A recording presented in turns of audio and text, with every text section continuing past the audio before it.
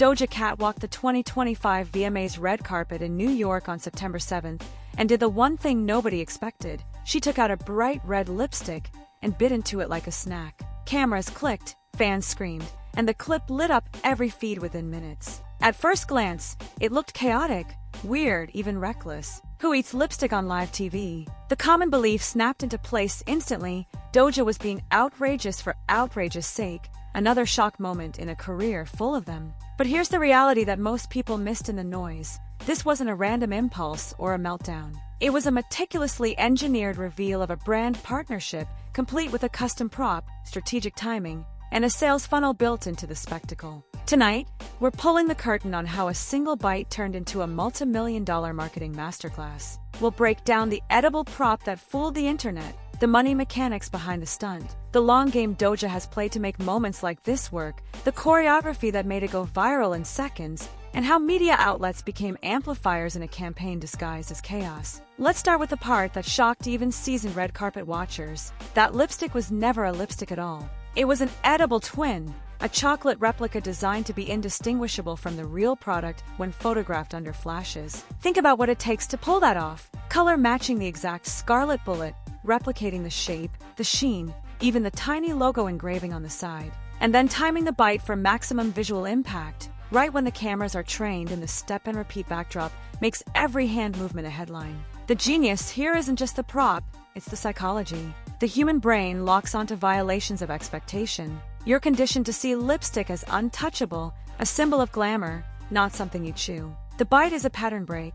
In one move, it hijacks attention from a sea of sequins and suits. And when people gasp, laugh, or argue, is it real? Is she okay? That confusion becomes gasoline. Within minutes, the clip becomes an object lesson in how to turn shock into shares. But as wild as that visual is, it's the money trail behind it that exposes the real power move. This was designed to be shoppable. The product shade has a name you can remember. The look is reproducible. The moment translates directly into "I want that red." And that brings us to where the game truly changes. Because the second the clip went nuclear, beauty editors and aggregators kicked into gear with the exact posts this stunt was meant to trigger. What shade was she wearing, where to buy it, and how to copy the look. Now picture the funnel. Viewers watch the stunt, then swipe into a breakdown identifying the lipstick shade and lip liner, complete with Shop Now links. That's earned media value you can't buy with a standard ad buy. Instead of the brand paying to place a commercial that people skip, the internet rushes to build the commercial for them. Articles, reels, TikToks, all pointing to the same product page. And because the reveal wasn't just Doja wore a red lip, it was Doja ate her red lip. The story is sticky. You tell your friend, they have to see it. And while you're watching it together, that product name gets said again. This is where brand partnerships are headed.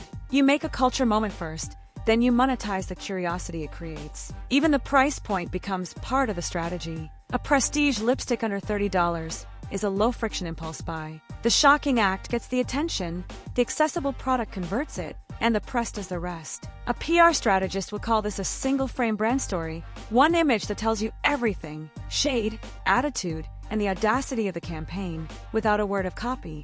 And as punchy as that is, it's not even the most revealing part of this playbook. Here's the real headline. The lipstick lunch wasn't just a stunt, it was a contract announcement. The morning after the red carpet, the brand positioning clicked into place. Doja Cat as global ambassador, the exact shade named, the makeup artist kit listed, even the behind-the-scenes receipts showing that the lipstick was edible. That timing matters. Night 1 is chaos and virality. Morning 2 is clarity and commerce. You sleep on the shock, you wake up to the product page. That's not accidental, it's sequencing.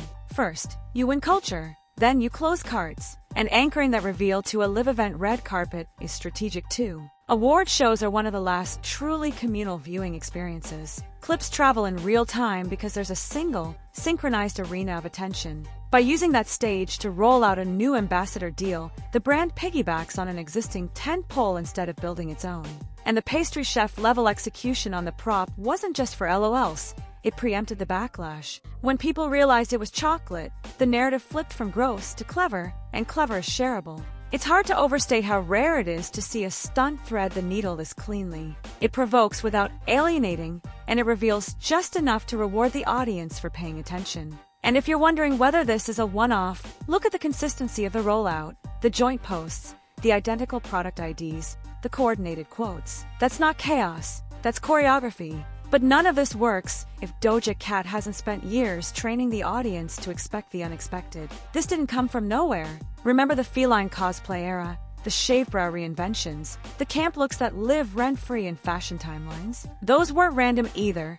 They were building a character whose currency is controlled disruption. A red carpet is a stage, and Doja's brand is performance art edged with mischief. If a different artist bites into a lipstick, it reads as desperation. When Doja does it, it reads as on-brand. That's the key. She's created a persona that can absorb shock and redirect it into art direction. The Balmain Harlequin dress. It's not just fashion, it's a wink. This is theater. The towering platforms. A reminder that she plays with proportion and absurdity. Even the lipstick-shaped clutch says the quiet part out loud. Tonight is about beauty, but I'm going to weaponize it for a punchline. That character work is why the reveal of the ambassador role lands as of course instead of sellout. A marketing professor would tell you this is the difference between endorsement and embodiment. Endorsement is a logo on a post. Embodiment is when the product lives inside the story the artist already tells. The moment the edible prop hits her teeth, the message is undeniable. The brand didn't rent Doja's audience, it plugged into her mythology. And that's why the internet didn't just watch the stunt, they reenacted it, memed it, and kept passing the clip until the reveal dropped. There's also an underrated tactical layer, the red carpet choreography. Watch the clip closely, and you'll notice she gives the cameras a beat. She holds the bullet at chest level, lets it catch the light, then raises it slowly to her mouth. That gives photographers time to frame it, gives onlookers time to react, and gives editors a crisp, hero shot to use as the thumbnail that will sell the story. Notice the angles, front-facing for dramatic effect, then a slight three-quarter turn, so the logo side of the bullet reads. She applies it first, the normal behavior, to reset your expectation, then breaks the pattern with the bite. That sequencing makes the violation pop. It's misdirection. Even the quote in the quick step and repeat interviews, calling it delicious, is a hint without a confession. It feeds speculation, but preserves the reveal for the brand's official post. And the scheduling? Ruthless. She executes the stunt before the broadcast, opens the show later with a highly anticipated performance, and then rides that momentum to an award win in a different category that keeps her name in the lower third all night. Every camera cut becomes another chance to replay the bite. This is where red carpet fashion becomes functional. The lipstick-shaped clutch telegraphs the theme, the bold blonde blowout draws eyes up to the face, and the saturated red reads across every screen from phone to jumbotron. The result is that editors assembling best moments packages have a can't miss frame to anchor their coverage. Zoom out one more level, and the media ecosystem starts to look like a perfectly tuned engine. Tabloids throw the clip into their feeds with shock captions. Beauty sites rush shopping guides with the exact shade and liner. Fashion pages splice the bite next to her runway-level look to position it as art. And the think piece crowd debates whether it's genius or cringe, which keeps the discourse spinning for another cycle. In this environment, traditional ad spots feel flat. A pre-roll doesn't become a meme, a cultural moment does. And because the lip combo is under $100, even if you spring for liner and mascara, the conversion window is immediate. People don't have to think long. The real scoreboard is attention to action time. How fast you can move someone from "what did I just watch" to add to cart. The lipstick bite collapses that journey into a single gesture. And here's the kicker.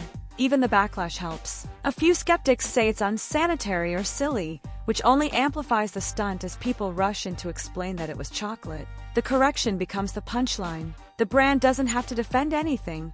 The audience polices the narrative for them. This is why the moment is bigger than one product push. It's a case study in how modern endorsements work when they're executed with nerve and narrative discipline. You don't shout your message. You plan a scene people can't stop talking about, then let the receipts roll out on your timing. So what do we learn from the lipstick bite? First, spectacle without strategy burns out fast. Strategy without spectacle fades into the noise. This moment fused both. The edible prop made the image unforgettable.